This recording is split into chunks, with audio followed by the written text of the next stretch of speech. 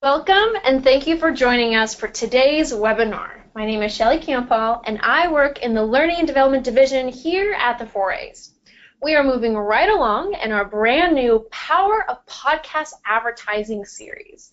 And back here with us today is our webinar series thought leader, Jessica Kupferman, for today's session, Demystifying the Buying Process.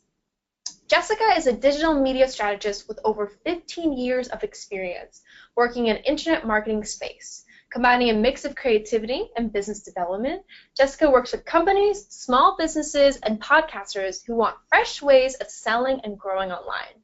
So many of you have been here with us for our last session in our series, so we're so happy to have you back. And you know how excellent Jessica is, but for anyone who's new on the line, we're so happy to have you, and you're in fantastic hands today with Jessica. And before we start, we'd like to review some key logistics to maximize your experience. You can hear us, but we cannot hear you. If you have any problems viewing the presentation on your computer, it could be a security issue on your end, and you may need to contact your IT person.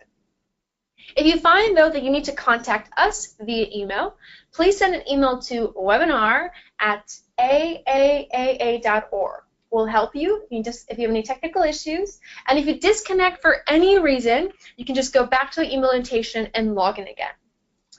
Now, as always, we want this webinar to be as engaging as possible, so we're going to be throwing a couple polls your way. You'll get a little pop-up asking you to answer the question with your thoughts. You'll hit submit, and we'll share the results. We really look for you guys to participate, so please do. It's totally anonymous, too, so just send on what you think, and we'll share that out. We also want to encourage all of you to send any questions that you have. Jessica's here as your thought leader to help inform you, but also answer some questions that you need to have clarified. So you'll see in your go-to panel there is a question box. This is where you can type in any question at any time that you have. I'll be checking that box at the end of the webinar towards the Q&A section and getting you some of those answers. And last but not least, we encourage everyone to live tweet during this webinar. We'd love to hear from you what you guys think, any cool tidbits that you learned from Jessica. Just add our hashtag 4As webinar and our handle at 4As Learning, as you see on the bottom of the slide here. And now without further ado, I'm going to kick it off to our thought leader, Jessica. Hi, everyone. Thank you guys so much for being here. I'm assuming a lot of you are in New York City. I am a little bit south of you, around Philadelphia. It is pouring like the devil here. So I just sent a little message to Shelly that if anything happens to our connection, which hopefully it won't, it may not be your IT. It may also be the weather, etc. So be patient if it is, because hopefully that won't happen. But if it does, it could be that. I'm so excited to talk to you guys today about demystifying the buying process for podcast advertising. And first, I want to just thank Shelly and the 4As for hosting this. I think that this information is extremely important, not just the buying process, but everything about podcast advertising. We discussed some statistics in the last webinar about how in the last 2 years, and especially in the last year, buying in podcasting has increased 85%. It was about 110 million last year. This year it's expected to be about 220, and it's climbing. So it's time, hopefully, for you guys to start thinking about, if not being excited about, trying some podcasts to see what works. So let's get started. Today's webinar agenda, we are going to be discussing different types of audio ads, marketing goals that are achieved with podcast advertising, the key players in the marketplace today, examples of creative advertising across platforms, how to make a plan before you get involved in podcast advertising. Let's do a little bit of review over the most common ad types, and I'm going to go quickly through this because I did speak about it in webinar 1, and if you don't have a bundle, well, you can think about getting a bundle. But the most common ad types, first one being the host read. So if you think of Howard Stern or back to the beginning of television when soap operas were sponsored by soap companies, the host uses their enormous influence to stand behind your product since they are hopefully a fan. Right now, 60% of ads on large networks are doing this, and almost 90% on small ones. And what I mean by large and small networks is, when I say large networks, I mean like WNYC, NPR, CBS, those guys who are doing podcasts, 60% are doing this. Now, it's going to be a bigger number on smaller shows because they are getting advertisers that just don't do their own pre-produced shows. And that brings us to the next type, which is the pre-produced ad or the commercial. So you can also hire a voiceover, get some music, and do it the way you would do it for radio. And about 40% of ads on large networks are doing this, but as an agent, I can tell you that I almost never have an ad placed this way on one of my shows. So it makes sense to me that the networks who were founded by people in radio do these types of ads, even close to being half the time. But for smaller podcasters, the advertisers know that utilizing the influence of the podcaster is a much smarter idea. So this isn't done as often in my world. Okay, moving on.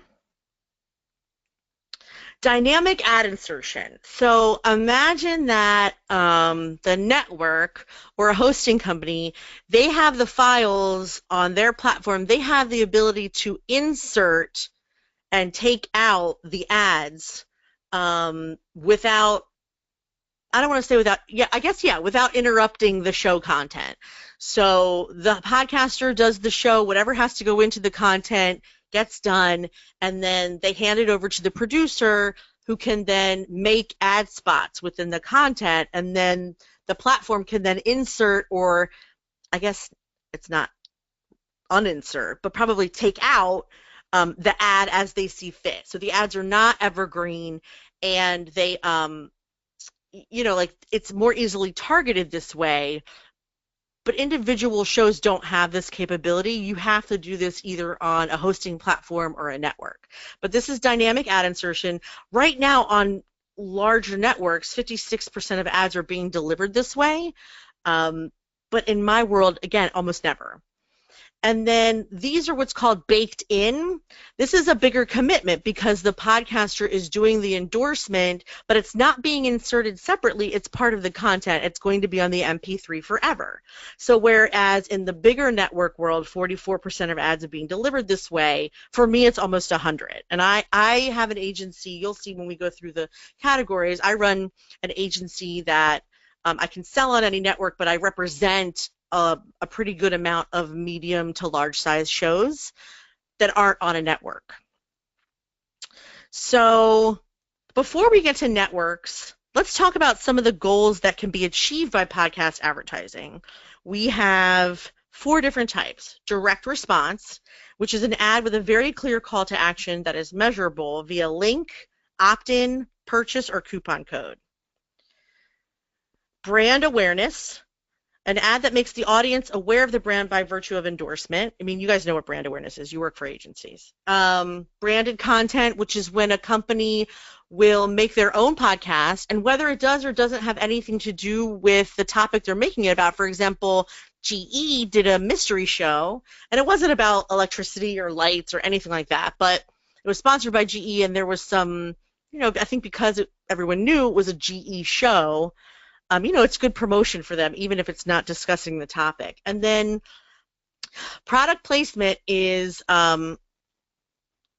becoming part of the content without the listener exactly knowing or being made aware that there's a sponsorship involved. And then I'm going to let you hear an example of a direct response ad. So in other words, this is a company that sells direct to consumer, and they wanted a host to do the ad for them, and these guys found a creative way to do it. There was a fair and royal queen, though she was awful mean. Every princess that visited, the queen would scare away, and if not for Casper Mattress, the prince would still be alone today. See, the queen would have each princess try her special bed, and if they slept all night, they'd marry the prince, she said. But under the bed was frozen peas, bowling balls and pins, forks and spoons and sporks and loons and crooked metal tins. So of course no princess could sleep the whole night through, until one day the prince realized just what he had to do. He called for Casper Mattress, the best bed maker in the land, crafted in America with springy memory foam. Okay, I think you guys get the idea from that. Okay, the next one I want to show you is brand awareness. Now, this has really no measurable call to action, but I think it's a really good example of some creative stuff that you can do with podcast advertising. Support for cereal comes from MailChimp. From MailChimp. MailChimp. More than 7 million businesses around the world use a MailChimp to send emails, newsletters, and deliver high fives. MailChimp. Send better email. Very nice. I use MailChimp. You do. So that ad ran on the very popular podcast Serial. And because the kid mispronounced MailChimp and called it MailKimp, there's a whole MailKimp account. People talk about MailKimp, and it's like kind of like a private joke between Serial listeners. But that ad and running an ad on Serial with no trackable measure of action made them a ton of money, and they now, I think, dominate the email marketing vertical. So now I'm going to move on to branded content. I remember this is content that was created fully by the company, and or it was paid for by the company, but it was meant to be content. So in this case, it's actually a sponsored episode. It's not a full podcast that was created or produced by a company, but instead they paid to have one episode totally dedicated to their products. I'm going to go ahead and push play so you can hear it. Speaking of kosher label products, we have a special sponsor this episode that we want to tell you about. Soy Vey. I think it's hilarious. It's funny because everybody and everybody always has, people are like, oh, it was a guy who was Jewish and he married a Chinese girl and they made this recipe or this or that. There's always these sort of these references, and people have little stories about it, and it's kind of funny. Everybody makes up their own little story about it. It's kind of cute. Of course, living in New York, it's kind of funny. It's like people are like, soy vey! That's Chef Mark Murphy of Benchmark Restaurants. You may have seen him on Chopped, and he's talking about the popular teriyaki marinade called, yes, soy vey. I remember when I first saw it in the supermarket, I thought the name was hysterical. And in fact, the real story is not quite as romantic as Mark imagined. So I won't let it go on, but you can see that, this whole episode is going to be, and this show is very NPR style, and they just sort of have a conversation and make it an NPR piece about the product and the story behind it. The last one is product placement, and I used this as an example in the last webinar. So this is Subaru. There's a show called Beautiful Anonymous where a comedian named Chris gets people to call in and tell him anonymously very intimate stories. And so this particular caller is actually calling about a product that's a sponsor. So I'm going to let you guys listen to just a minute or so. Hello? Yes, hello. Hi, how are you? Good, how you doing? I'm okay. I'm feeling pretty good about life. Kind of tired. Late night or early morning? I tell you, I travel a lot for work. I do stand-up on the road. I'm a comedian, and I've been killing myself. You get these college shows at the end of the semester. I've been killing myself with the travel lately. Jeez. Yeah, my brother does some stand-up a little bit, actually, which is funny. He used to do a lot in the D.C. area, and he's now in Arizona. Oh, that's awesome. I know a lot of people. Yeah. A lot of great people came out of D.C. That's awesome. Yeah. So I hear you're chilling out in a Subaru right now. I am. Yes, I am. And you're a fan. You dig the Subaru. I do. This is my second Subaru. It's funny because every now and then I hear people bragging about how many Subarus they've had. Oh, I've had 7 Subarus in 5 years, and I never understood why that's something to brag about when the cars are built to last so much longer. So either they don't know how to drive or they don't know how to maintain it. Yeah, it's been interesting. We've been doing this series, and it's like it's so cool to see. Like all the people I've talked to, they all tell me different things about their life. I think you guys get the point from that, though. So, okay, so that was just an example of how, I'm going to go ahead and put this back into presenter mode. So that was just a few examples, different ads, different styles, different marketing goals. Just wanted to give you a taste of what was possible. In every single case, the host is still the one running the show, creating the content, doing what needs to be done. It's just that they're putting their spin and their professionalism into speaking for your brand. So now we're going to talk a little bit about audio ads and get into the tech and the specifics of how it works. So audio ads are usually sold 3 different spots. On the left here you have placement.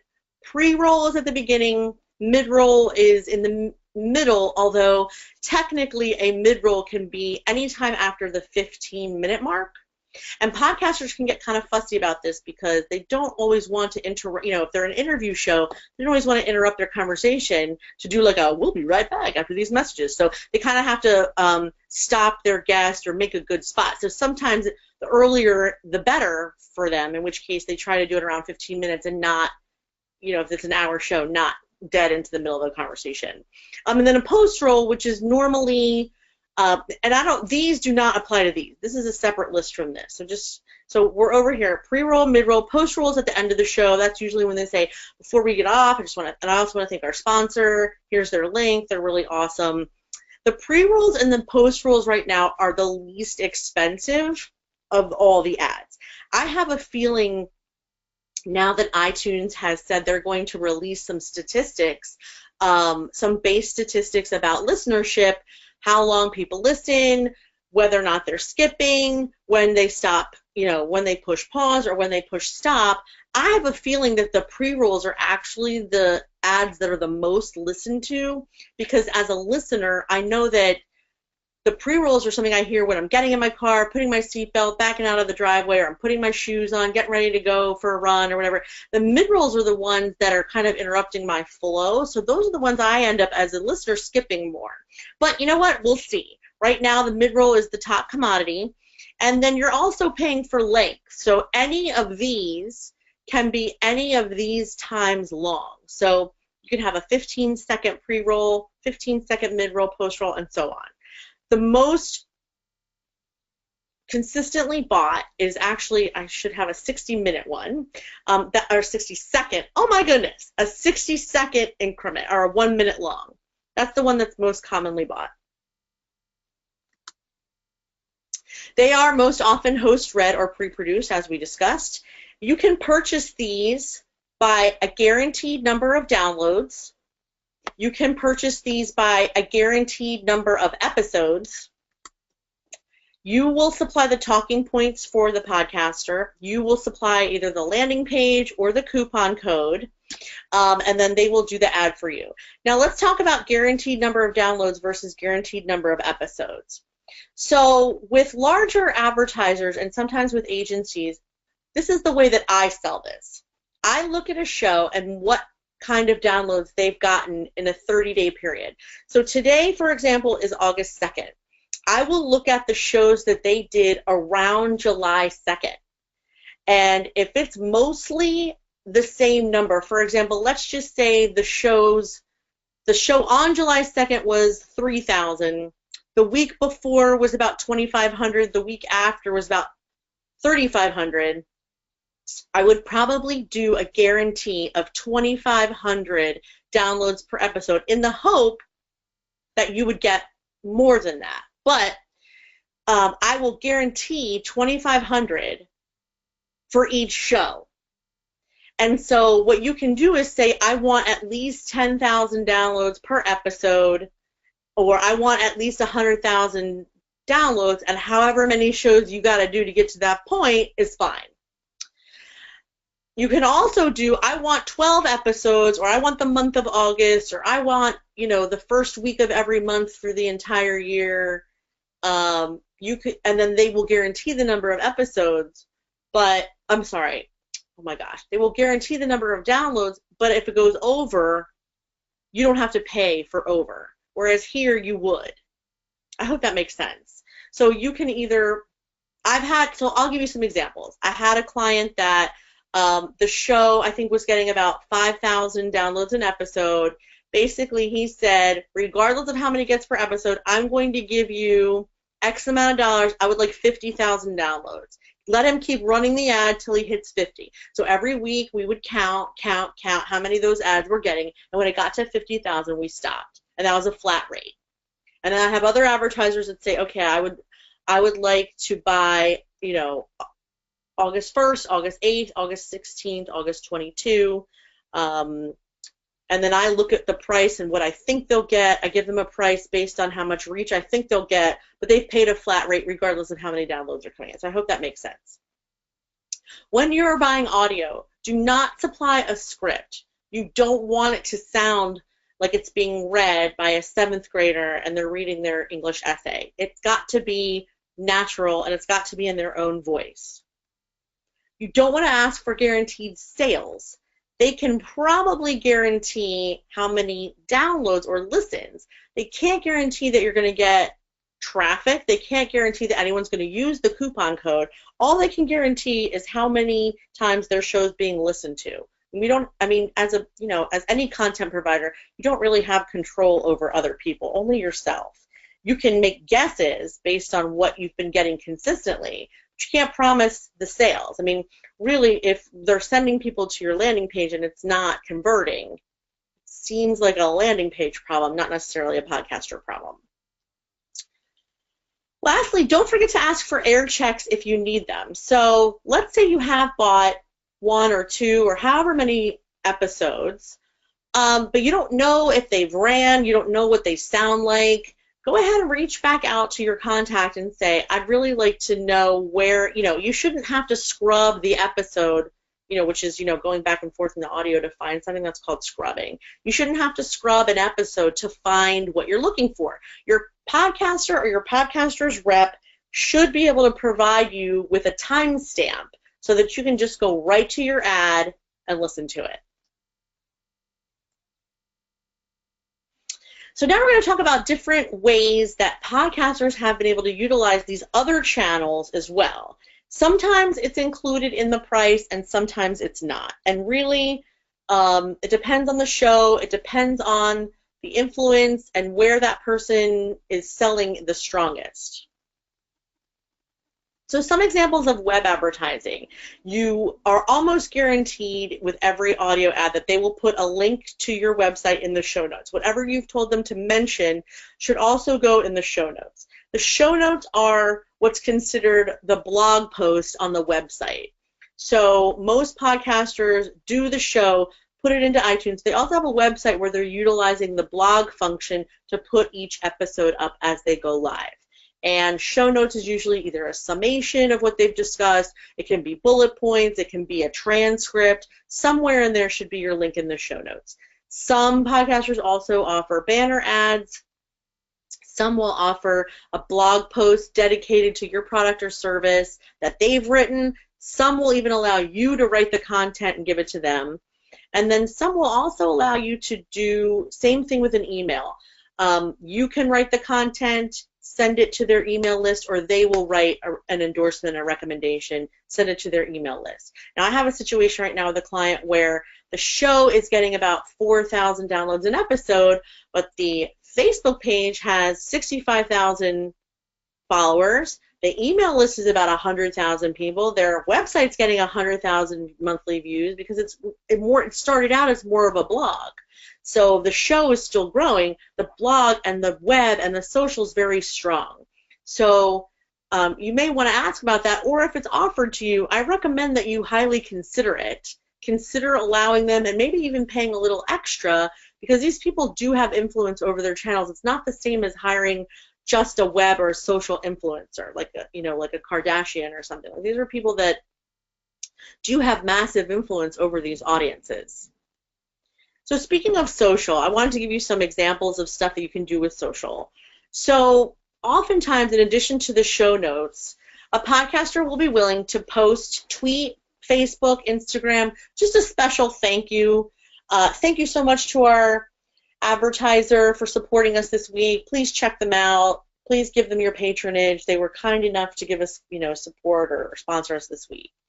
Some of my podcasters have done really cool demonstrations. They were given a free version of the product, and they will do a video demonstration on YouTube, on Facebook, on Instagram.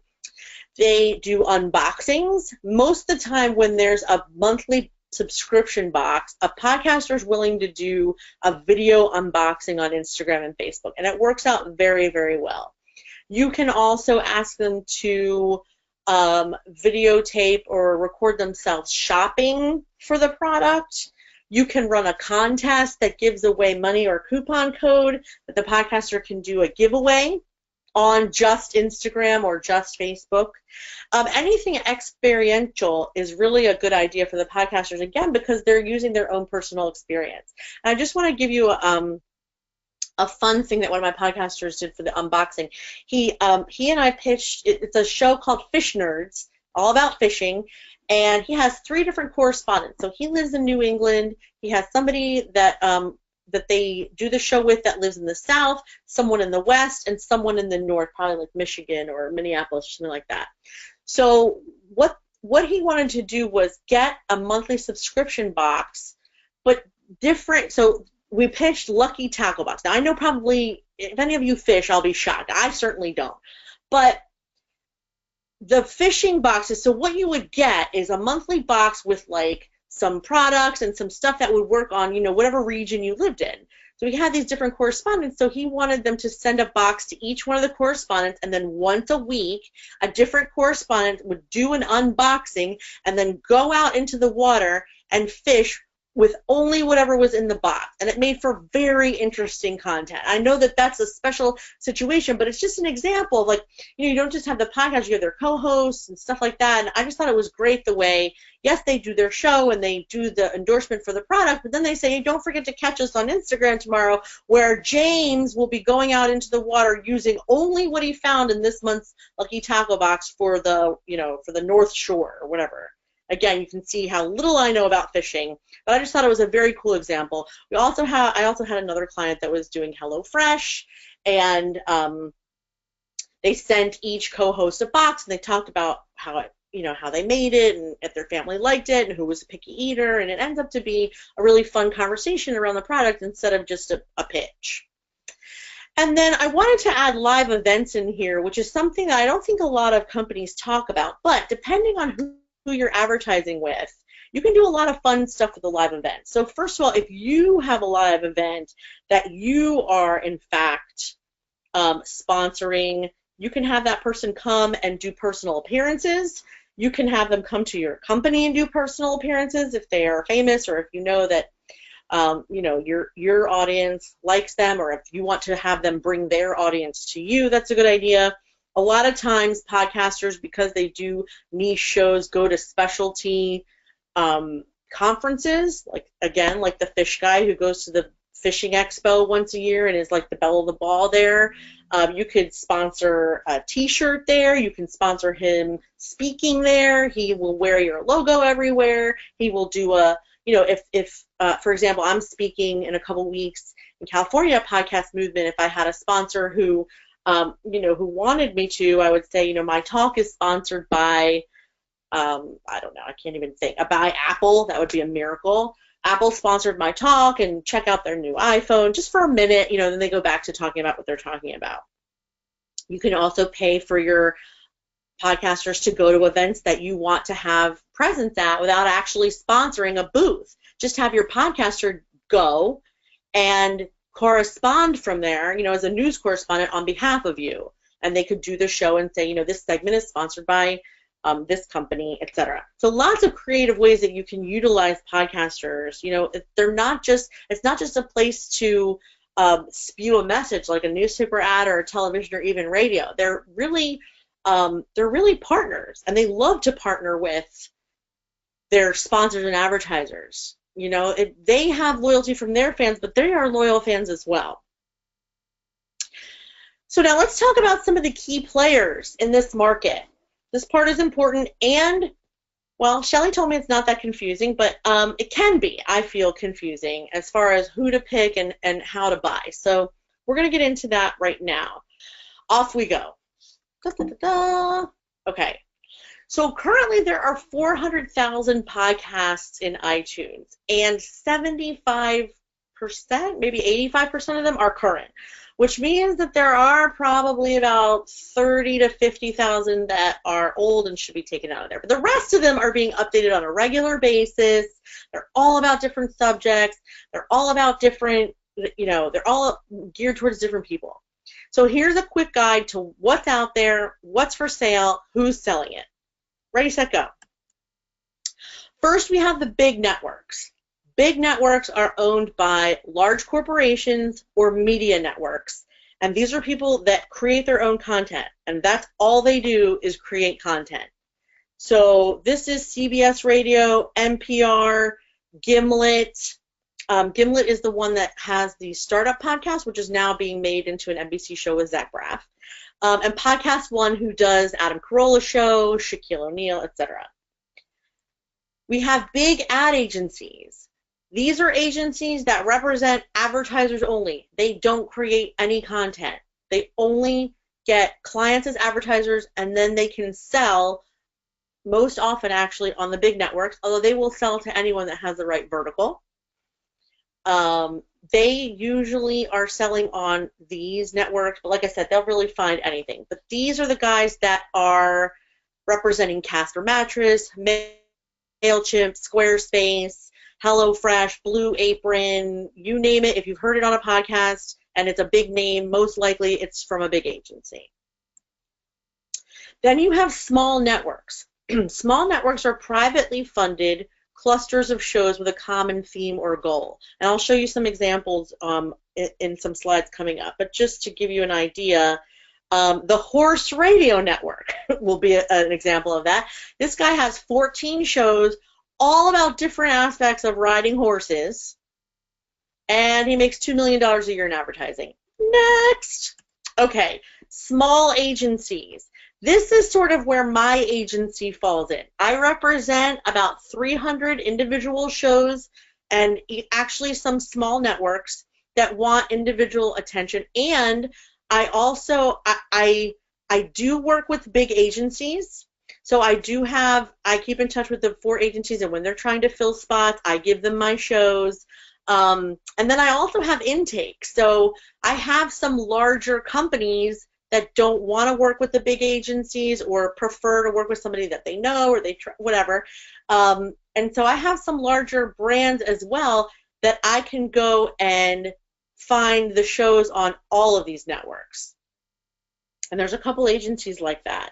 And then we have hosting platforms. So traditionally, their business model was hosting the podcasts. But when advertising became a big deal, they decided, hey, we can dynamically insert anything we want on these ads, and we shall do so.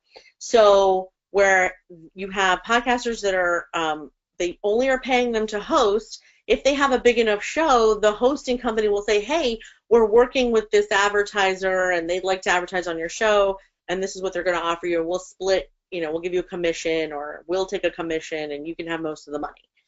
And then there are the individual shows. Podcasters can sell their own inventory as well. So let's get into the nitty-gritty here. These are the big networks. NPR, Nerdist, NYC, Smodcast is the network owned by Kevin Smith. He's one of the original podcasters.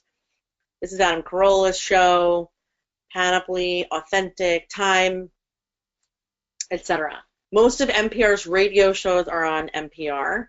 NYC has shows like, there's a show called Two Dope Queens.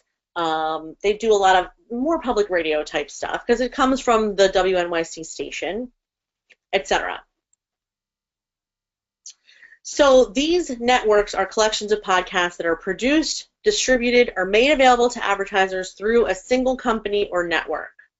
The people who are hosting the shows work for these companies. If you host a show is on the Panoply network, you work for Panoply. They give you a paycheck. Most likely, these shows also have producers, directors, sound engineers, copywriters, etc. Nerdist, you guys, I think all should know Chris Hardwick. He was one of the first networks as well. So these guys, all they do is sell their own inventory. So if you have a niche or if you have a specific audience member in mind, make sure that you choose a network that is deliberately talking to that audience, perhaps like How Stuff Works. That's a very sciencey, cerebral network. or, Nerdist is, maybe it's a little more cerebral, but right now I think it's more of a comedy. This is more of a comedy, etc. These guys only sell their own inventory. So if you have a contact at one of these networks, but you want to show on this network, you got to go to that network. They can sell dynamic ad insertion, which is nice if you only want your ad to be heard by females or males, if you only want them to be heard by people in Texas, people in the North, people in the West, etc. They probably have the broadest reach. These shows often were original radio shows. They came to podcasting with a built-in audience. They are also most often hosted by a more famous celebrity. For example, Midroll is the network that has WTF with Mark Maron. This is, again, Kevin Smith's network, and so on and so forth. These are also the shows that are the most like radio. So if you want to test podcasting, but you're kind of nervous about getting away from radio a little bit, this is probably a good way to go because it's not that much different. They don't exactly have the same influence as a more niche DIY podcaster will have because they are sort of like company paid, more celebrity, etc. So like if you think about your YouTuber versus Katie Couric, for example. If you watch a YouTube news program and it's somebody just like you who puts their own show together and funds it themselves and they're giving you their real opinion, and a lot of times that person's going to have more influence over you and you'll feel closer and more connected to them than you would Katie Couric because you know that she already has like 1 million followers and doesn't answer her Twitter, etc. So again, I don't want to discourage or encourage one or the other. I'm just trying to express the difference. If this is the most like radio, if you want the most like radio, you want the biggest reach, you want a blanket, and you're not interested in, the fact that 40% of that audience may not have your exact market, then these are the shows for you.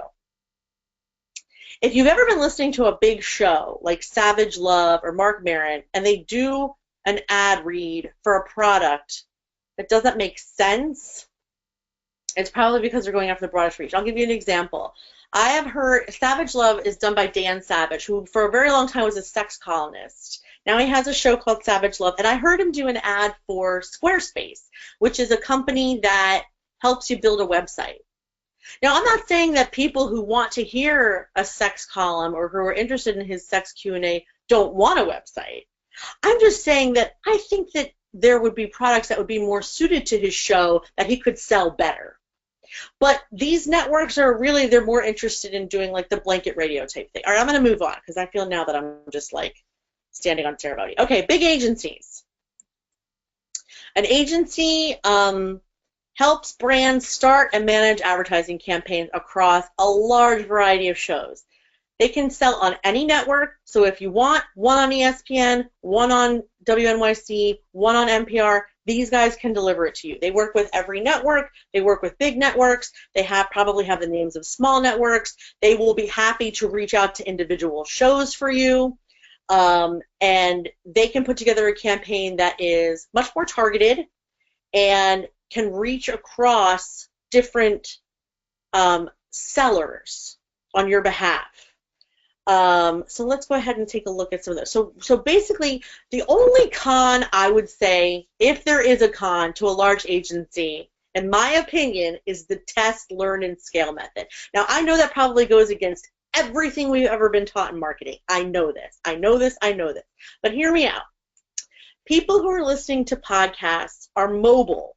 They are on their mobile phone. So the chances of them understanding and then remembering your ad 1 or 2 times are very small. However, these agencies like to get people dipping their toe in the water by saying, we'd like to buy 2 shows on this, and then if it works, we'll buy 4, and then if that works, we'll buy 10. Well, that's fine, but in a lot of cases, it's not going to work with 2, and then the podcaster's out of the running, and it's not even really their fault. They did a beautiful ad read, everything went well, and in a month from now, when the people have either heard that ad or heard it a bunch of times, they'll see results. But a lot of times they're being analyzed too early, and then they can't get the credit for the sales that they have sent to the company. These are also people who are trying to get, the best price for the advertiser, so that's definitely a plus. The hosts may or may not be familiar with your product, so anything you can do to change that by sending them product, or it depends on the product, obviously, but it helps if the host is a fan. And then these are also great for getting market domination, which some of you said was really important. If you're looking for market domination and it's a specific market, or even if it's less of a specific market, this is a good way to go. I see that we're coming up on 10:02, and I don't want to go over too much time. Shelley, how do you feel about going over time? Is that like a never to happen, or what do you think? It's okay if we go by a few minutes. I know people have crazy schedules, and so we may lose some people at the 2 o'clock hour, but no questions have come in yet, so I think just keep going through, and if you guys have any questions you really want to ask, just again, type it on through in the question box, and we can stop Jessica and ask that question, but as long as no questions, I say just keep going until the end. Okay, I'm just saying I will be happy to keep going until the content is over. I'm very sorry if it goes over. I'm sure you guys are getting, I believe you're getting replay, but I'll also try and make it a little faster. Okay, so the smaller networks, like we said earlier, they are usually have now I'm rushed and I'm losing my train of thought. Okay, so they have like a similar, they all have like a similar subject that they're talking about. For example, this is shows all about basketball. These are all comedy shows. The Dice Tower is all about different games, board games, video games, different gaming. This is a network that just does preparation for the MCAT, dealing with your residency, etc. Atwell Radio is very entertainment focused. So small networks can sell across their shows. A lot of these smaller networks are starting to sign with agencies. For an example, I can sell this network, I sell this network, I sell this network, I sell this network. They can be approached individually, and you work with the network head directly, or you can, in some cases, work with the podcaster directly. This is my client for the Noodle Mix Network. He has a couple pretty big shows, and he kind of lets the podcasters talk to the advertisers individually, or he'll do it for you, not you, but for the podcaster if they want. They have a slightly smaller reach, but if you want all board gamers or all gamers, if you want all comedy, if you want all basketball, this is a way to really simplify your buy, especially if you're just getting started. These guys are also going to be more flexible with the campaigns. So once you start getting into smaller networks and even individual shows, you want to do those unboxings and sponsor people at live events and things like that, this is really much easier to get the podcasters in that frame of mind to do more creative campaigns. And then we have small agencies like mine. We like to help brands get started in campaigns. I know that in each one of these cases, everybody who runs these agencies has a lot of experience in marketing and a lot of experience in podcasting. And they focus a lot on making sure that the buy is the perfect buy. These are the people that are going to work the hardest, I think, to make sure that your campaigns are going to work the first time around. We're not blanketing over shows that may or may not work just to spend your budget. We're going to find a way to spend the budget on the exact right show. So there's going to be customized plans, relationships with podcasters, a lot of individualized attention. They can still sell you any show. Just like a larger agency, the smaller agencies listed here can also sell you on NYC and NPR and Wondery and ESPN. You're going to have flexibility with smaller shows and network campaigns. So if you want just some on a small network, but you also want this show, but then you also want a few on Podcast One, these are the people that can do it for you faster and probably get you a better rate. They are at the mercy of both podcasters and advertisers, however, so they are more trying to work for what's best for both of you, which isn't necessarily going to, unlike a big ad agency, which is the advertiser's advocate, it's good to know what's best for the podcaster speaking as a podcaster, because you want to care about their content. If it doesn't fit into their content, if it sounds awkward, it's not going to be a good ad. It's really good to know what's best for them, what they want to do, what they want to say, what feels good for them. It's going to make them do a read that's more sincere and enthusiastic. So one thing I didn't mention on that larger slide is search engines. there's been a slew of search engines where you can sign up your podcast and then they let advertisers peruse the marketplace.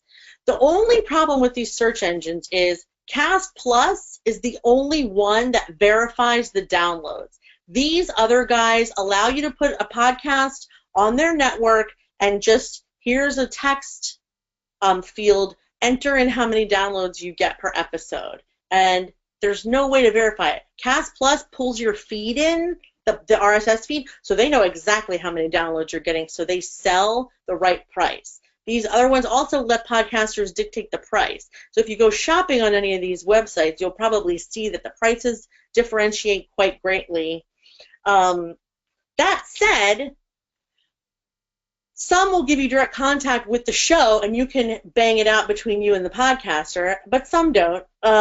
They're limited to who's in their directory, but PodSearch is getting a lot of shows in their directory.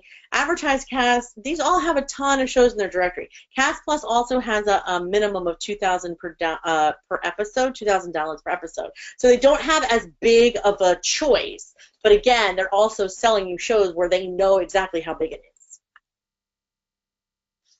Next. Podcast hosting companies, which we talked about earlier. They're selling inventory on the shows that host their platforms. They are always going to be verified, the numbers. I mean, how could it not be? They're hosting the show on the network.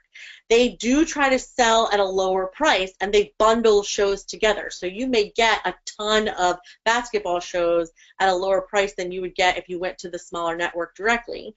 They only have the ability to sell their own inventory, so you can't go to Libsyn and find shows that are being hosted on Blueberry and vice versa, which is not a bad thing. They still have super large inventories, all of them. And they also serve as a matchmaker of sorts. So they know which shows are doing the best. They know which ones forget to put up episodes. They know which ones are the most listened to. Guys at Libsyn can tell you out of all the hour shows on there, which ones are listening for the full hour. So there's definitely benefit in that data. And then we come to tech solutions and hybrids, and this is where I feel like things get a little confusing. So Midroll is, they started out as a large agency, but then they bought a network called Earwolf, and now they are both a large advertising agency and they create their own content. Same with Audio Boom. Audio Boom is actually a hosting company that is now starting to create their own content. Triton Digital and AdsWiz both have the technology down. So they're a tech solution that allows you to buy ads on multiple platforms, streaming, radio, and podcasting, which is very cool. And then Market Ingenuity, they are sort of like the ad agency, but for public radio. So again, they're sort of doing podcast sales, but they also are selling you radio and streaming, but only on public radio and like things like NPR. So I wanted to give you an example of individual shows. Can you contact the podcasters directly? The answer is sometimes. So let's start over here with Two Dope Queens. They can only be bought through the network, which is, what did I say it was? Their network, WNYC. Their stats are 100% verified because they work through a verification system called PodTrack. NYC can only sell you shows within that network, and they could try to push you to try other shows as a bonus for a lower rate, etc. And the pricing can be high or low depending on the network split. This is one of my clients, Ben Franklin's World. Her stats are 100% verified, but that's because as an agent, I make all my shows give me their user and password so that they can't alter either how many downloads they're getting, their screenshots. I need to see the numbers for myself. Part of the service for me, and I know a lot of the other smaller agencies, is they make sure that the campaign is implemented properly. They listen to the ad. They give the podcaster direction. They have the capability to sell adjacent shows if budget allows. So if you want Ben Franklin's World, they can say, hey, I know these other history shows that are great. Let me get you prices on them. They'll give you monthly reports if you need them and try to negotiate the best deal for everyone. Now here's this guy. I blocked out his name and the name of his show because well, we'll find out in a second. So this show sells himself. He doesn't work with an agency. He won't work with a network. I had a client that was interested in buying him. And rather than tell me how many downloads he had or what price it was, he wanted me to find out what my client's customer acquisition cost was so that he could tell me whether or not he could meet it. I said, well, that's lovely that you found this way to really help your advertisers. However, this is the way I sell it. This is the way they want to know price. They want to know the reach, and they want to know the cost for that reach. And I tell you, no matter what I did, I could not get it out of him. Finally, he told me that he was getting 50,000 downloads an episode, and that the campaign for a quarter would cost $7,500. This is after he had already told my client, who I was trying to get the information from, that he was getting 100,000 downloads an episode, and it was going to be 15,000 a quarter. And I'm saying he told them that like 2 days prior. And actually, I have a way of getting real stats, especially if they're on one of those larger networks. So I asked the network what his downloads were, and it was 15,000, not 50, not 100. So yes, you can contact the podcasts directly. If you are going to do this, I recommend you demand a screenshot of their downloads per episode so you know you're getting a decent price. Don't let them talk you out of pricing per reach versus pricing per customer acquisition. I know the customer acquisition is important, but this is important too, that you do things your way. You know what's best for your brand.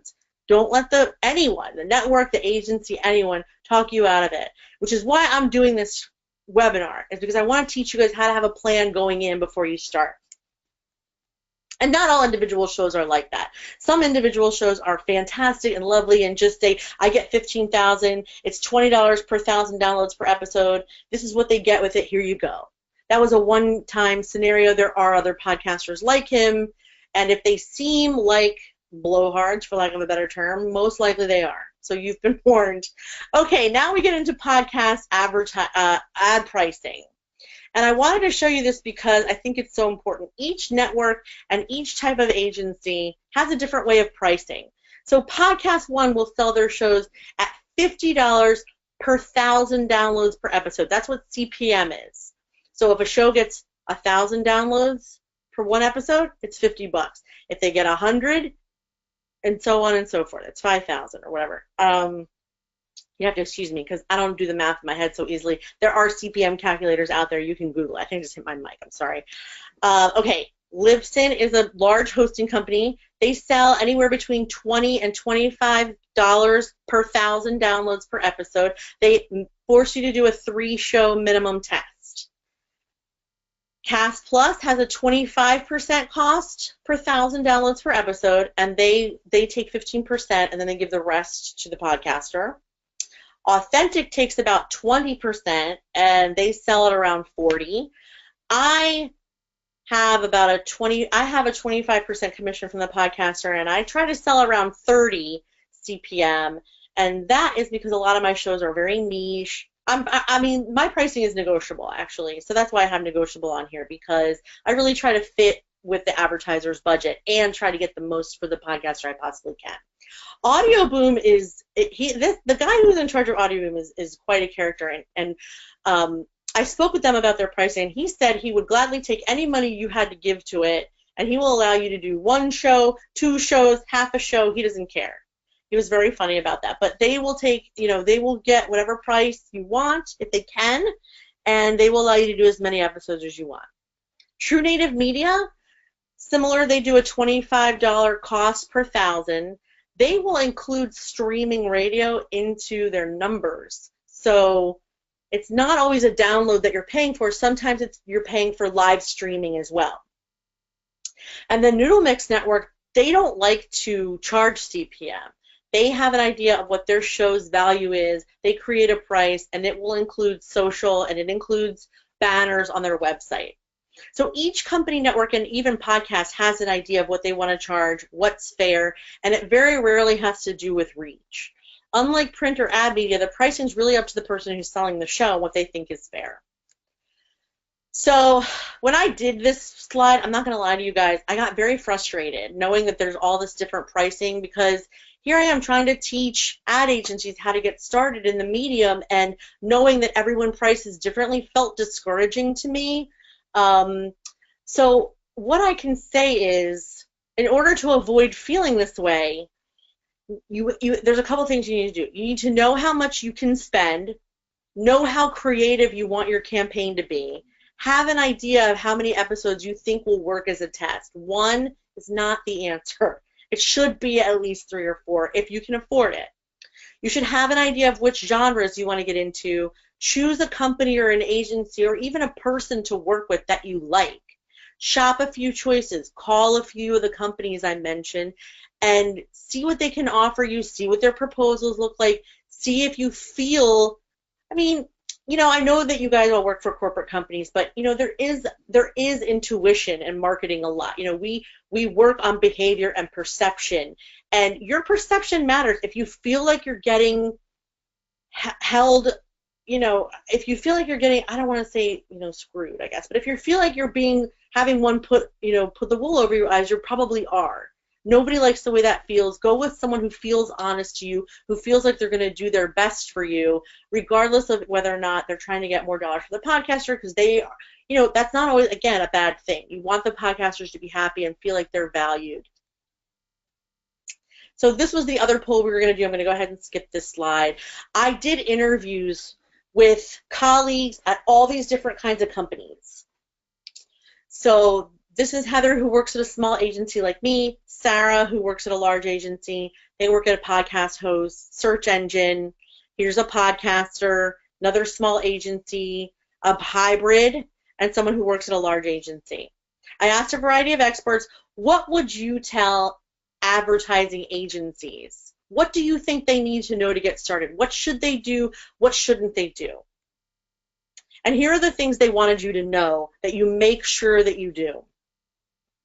Almost all of them said make sure you have a matchmaker, because there's too much inventory out there for you to pick and choose individual hosts. Almost all of them said make sure that you try introducing new products with this medium, because podcast listeners are early adopters. Do as much repetition as possible when you're testing not even when you're testing. In general, as much repetition as possible for a successful campaign. So this kind of goes along with the 1-2 thing is not always the best way to go. You want the repetition. In fact, my best sales for my campaigns come at the 5 or 6 week mark. So if that means you need to go for a smaller show with more repetition, it's better that you do that to get more episodes than it is to pay for one with 1 million downloads. Because that one with 1 million people listening, most of those people aren't going to remember. They're jogging, they're driving, they're vacuuming, they're picking up kids, they're at the park, they're studying. They don't have time to write down the coupon code. They may go to the website anyway, but you won't know that the traffic is from your podcaster. So as much repetition as possible. Allow the host to use personal experience.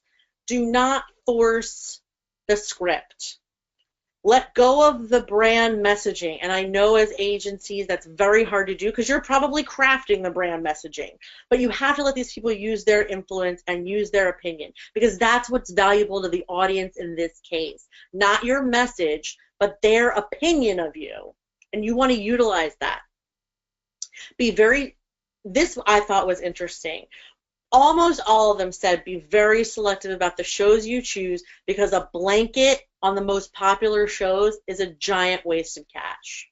So if you do go with larger agencies or large networks, still be very selective about which shows you go on and which shows you don't. Don't agree to do a different show for half the price. If it's not your audience, it's a waste of money. And then try to have a very strong call to action. Even if you're not direct to consumer, make sure you have a call to action. You want them to do something. Do you want them to go into the store? Do you want them to check it out? Do you want them to go to your website, sign up for an email list? Anything. But it's the best way to know if these campaigns are successful. Now let's move on to make sure that you don't do. Never, ever create your own content. A lot of people said that the branded content, even though it's a trend right now, isn't really all it's cracked up to be. Listeners are very savvy and they can smell when they're being sold to. Another thing you shouldn't do is flood the market and then step away. So if you are going to do a test of 4 or 6 or even 2 episodes and you have money to spend, have everyone listen and then take a break to analyze. Try and analyze as you go, because the consistency and the repetition, I was going to say reputation, the repetition is what's great for build. Oy vey. Most successful campaigns are the repeat clients. That's why you hear Blue Apron over and over, Casper over and over, Squarespace, MailChimp, HelloFresh over and over and over, because it works. It's working for them. That's why they're buying and buying and buying, repetition, repetition, repetition. Is that repetitive enough?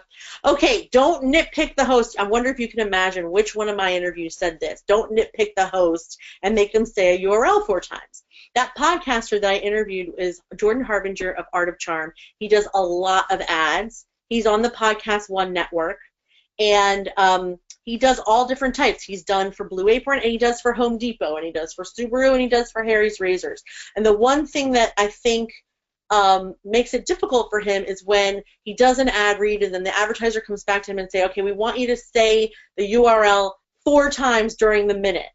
Well, that's not a natural thing for him to do. He's going to say it, and he's going to sound convincing, but if you nitpick him and it sounds awkward, it's not going to sell as well. A lot of them said don't run your radio ad on a podcast, and it doesn't necessarily mean don't do pre-produced ads. What it means is make sure you know the medium you're advertising on. Don't use the same script you use for your radio ads. Make sure you give them something different to work with. Don't do a lot of product placement. This is the same as the brand content. The listeners are too savvy. If you do want to do product placement, choose the right host, like the Subaru. I think that worked very well for that particular show. Don't work directly with the hosts, which is something I said last time. It's too big of a marketplace. It can be unmanageable. And, you know, actually, as a side note, they don't all have the marketing savvy that you need. They may not have done research on their audience or know where to get demographics on their audience. I know how to get demographics on any podcast, whether or not they've done a survey or not. I can find out what the demographics are for their show. They don't necessarily know how to do that. They don't know CPM or what they should charge, etc. So unless you have one specific in mind and you know that that person's taking a lot of sponsorship, like Tim Ferriss, you may want to work with a matchmaker. Don't buy as if it's radio. Buy as if it's super niche. It's not a broadcast. It's a podcast. And don't search for shows in iTunes, because actually you may not know this, but they're not necessarily the highest ranked shows. Sometimes in iTunes, it's the guy working at iTunes deciding he likes that show. So he'll put it in the what's hot or at the top of the homepage going by. Podcasters pitch that spot and ask to be featured there. So don't assume that the ones in iTunes that are at the highest rank are actually the highest rank. So here are some things to know before you go. And your action guide that comes with the bundle package is going to have a giant checklist of these questions. So this is just an overview. Before you go, consider these things. Is the show format conducive to what we're trying to accomplish? Is the audience of the show enough of the exact people I'm trying to reach? Do I approve of the content being discussed on the podcast? And I'll give you an example. I have a show called Sex Gets Real. Yes, all they do is talk about sex, and they talk about kink and fetish and LGBTQ, etc. But she's a sexologist. She's a social worker. The way that she talks about sex is very respectful and inclusive. So if you are a company that has, I don't know, a need to get in front of this audience for whatever reason, do you want a show that talks about sex in like a casual way? And maybe you do. Or a vulgar way, and again, maybe you do. Or do you want someone who sounds more like a doctor? You know, there's 2 different ways to discuss those things, right? Especially if you're a podcast host. Which brings me to the next one. Is the content being handled in a manner that's congruent with our brand? So not just are you okay with everything they're discussing, but how they're discussing it. And then what are all the channels this show is offering, and where is their greatest area of influence? Because regardless of whether or not they have a lot of downloads, they could have 10, and I have shows like this as well, 8,000 downloads per episode, 80,000 followers on Pinterest, 100,000 followers on Instagram, huge blogs, huge email addresses. Make sure you ask, what else are they offering? What else will they do? A lot of the times the podcasters were bloggers long before they decided to open up a mic. And lastly, your marketing goals. Is this show the best way to achieve our marketing goal? Okay, so moving on. Here are the key takeaways. We did it, you guys, and it is only 15 minutes over. Yes. Okay, So the key takeaways today: utilize the influence in your campaigns. Use this insight that you've been given today to have a plan before you start shopping. And yes, make sure that you shop and don't just go with one person. Unless, of course, you know, it's me, because we already know you all like me already, right? Just kidding. Okay, don't forget your, definitely forget your radio campaigns and your radio experience, because this is going to be a different vertical and a different experience. Budget is more important than price. So you saw all the different pricing options. Stick with your budget. Try to get the best for your budget. And then find a matchmaker that you really connect with. So that is it for me. Our next webinar is going to be how to measure success, how to ensure ad campaign success. This is about how to buy. Next, we're going to talk about how to measure, what to tweak, how to keep going. Last week we did powerful influence, powerful partners, and we talked about who the listener is, and we talked about the different demographics, and then all the benefits of podcast advertising. So if you missed that, I think you can still buy the bundle. Go back and get the base of who these people are, who the audience is, as well as why this over radio. That's what we talked about then. Shelly, I'm going to stop talking now. Please let me know, are there any questions from the audience, or do we even have time for that at this point? We absolutely have time, but we have no questions for the audience, so I think everyone is probably just digesting everything. So I will just say, if you find that you have some questions or you want to get some more clarity or kind of dig this link deeper with Jessica, just let us know. We can provide you her contact information for you to reach out to her. As she mentioned, this is our podcast advertising series, so we have one more coming up. If you missed the one last week, you actually haven't missed out. You can find out how to get access to that webinar to watch the recording. So just email us at webinar@aaaa.org. We'll help you out. If you want a copy of this presentation, just as a great reference, and there's a lot of fantastic content, to do so, you just need to fill out our survey, which will come out right after this webinar. It will take you 2 minutes tops, promise, but it's really helpful for us to get some good feedback so we can optimize and give you guys the content you're looking for. So I will close it at that. Thank you so much, everyone, for sticking on the line a little longer. I think it was totally worth it. And thank you so much, Jessica. It was a pleasure to have you here again with us. Thank you so much for having me. Love doing it. Thank you. Awesome. Thank you. See you next time, guys.